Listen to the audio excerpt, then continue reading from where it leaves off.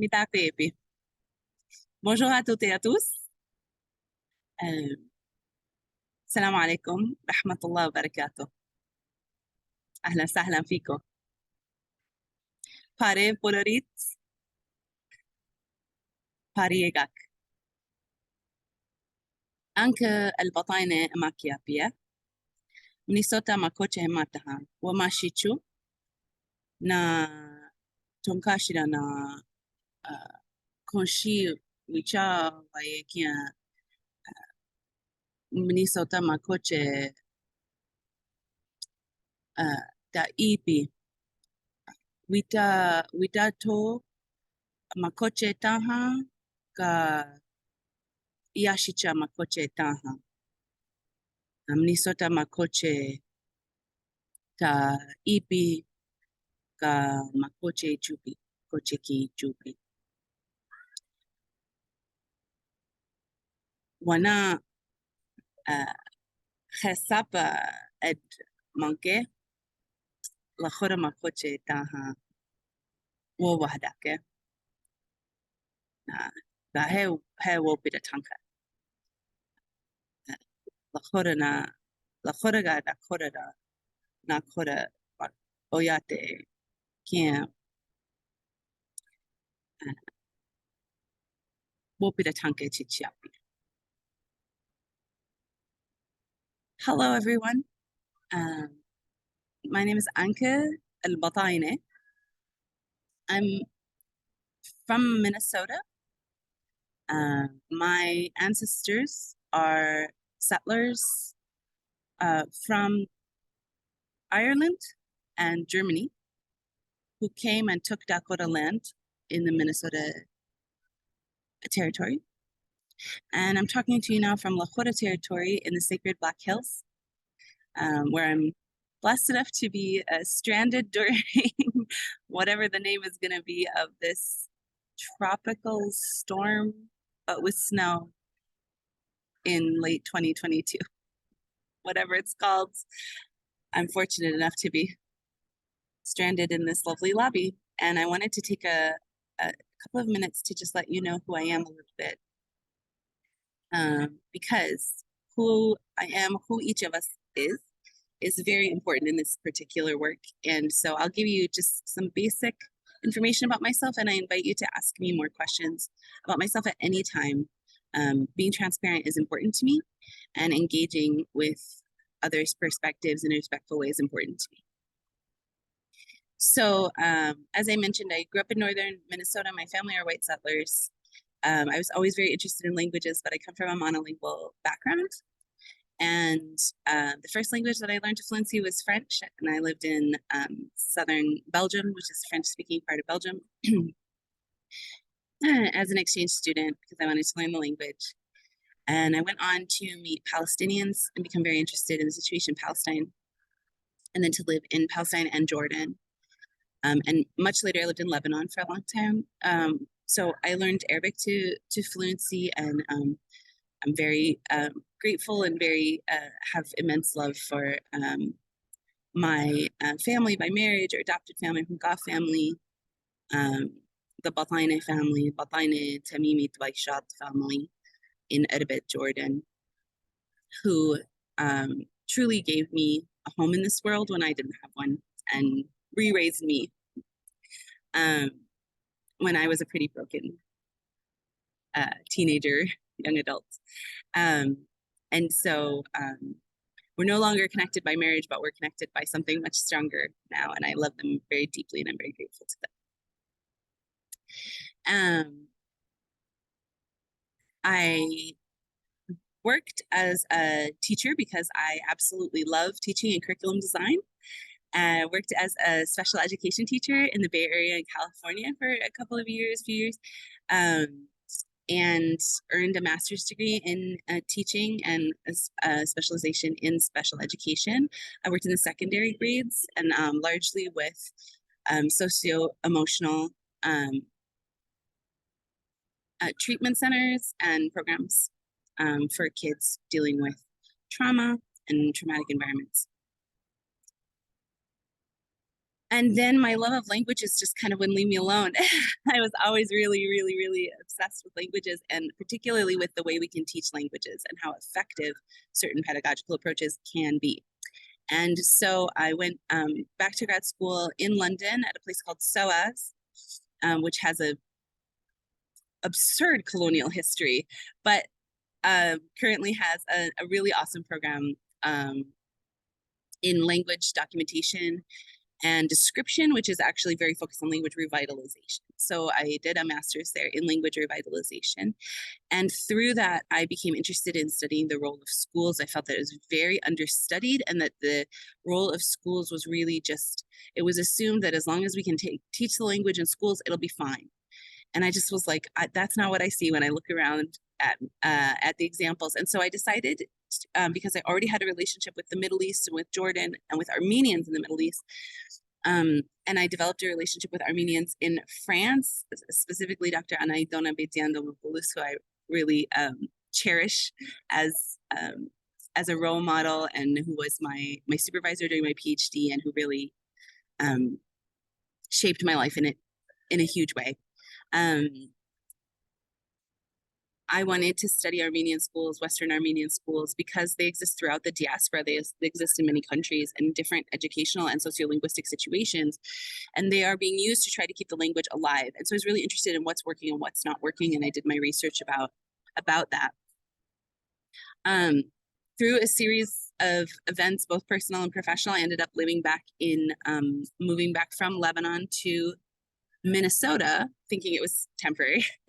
And I was chair, a professor, and then the chair of the largest language teacher training program in the country. Of course, it's very focused on English as a second language, but I was redesigning that and really wanting to put heritage languages and indigenous languages at the center of that, and also the decolonial and culturally sustaining methods that we use to empower learners and to make kids feel good and loved and strong and important in the classroom, and replace those colonial methods with empowering, culturally sustaining methods in language education.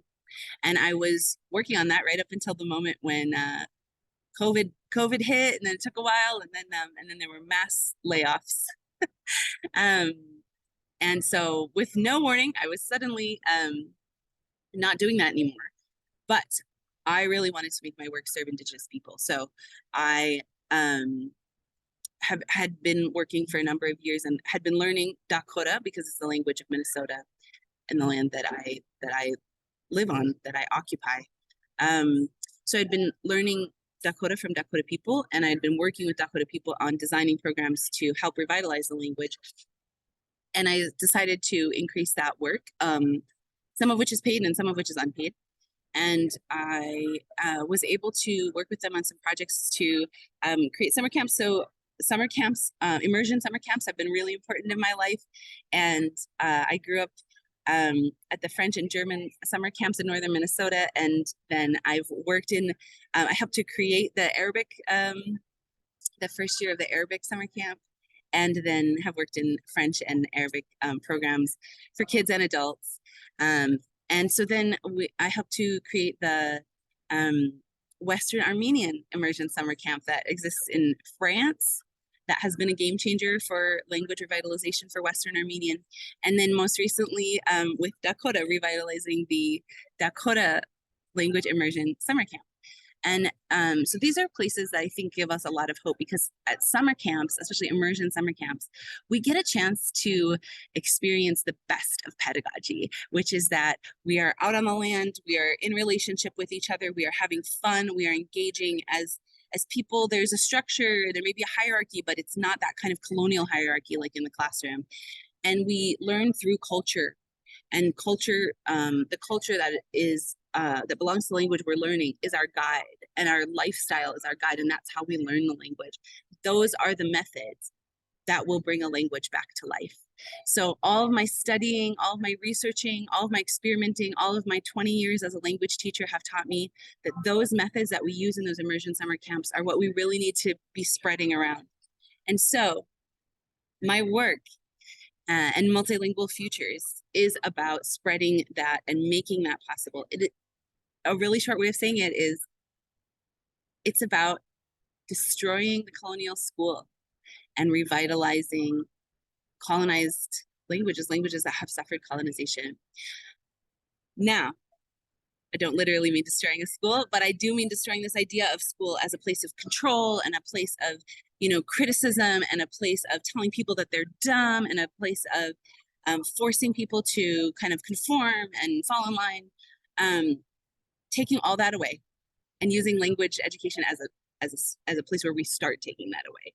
And often we have that freedom as language educators because a lot of people don't care about language education and they aren't really watching what we do that closely.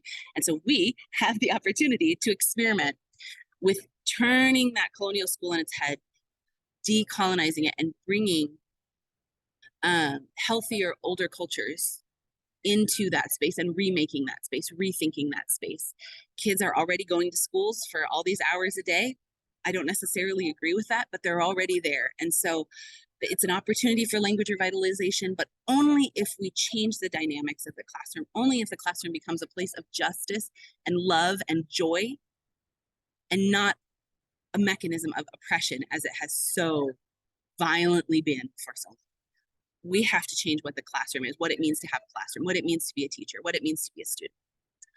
And in the case of Indigenous languages, we have a blueprint for that by doing culture-based and land-based education. And so the language class is a port of entry to a totally different conception of what a school is and what learning is, and bringing back those forms of education that happen through love and wisdom and not through control and force.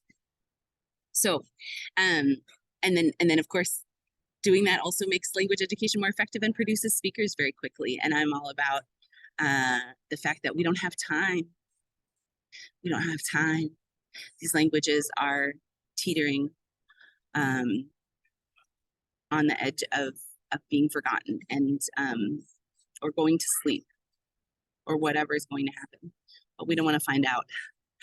So every single person who can be a teacher or a language worker of any kind, we need all hands on deck, and we need to produce new, competent, proficient speakers of these languages as fast as possible. And so my work and the work Multilingual Futures is all about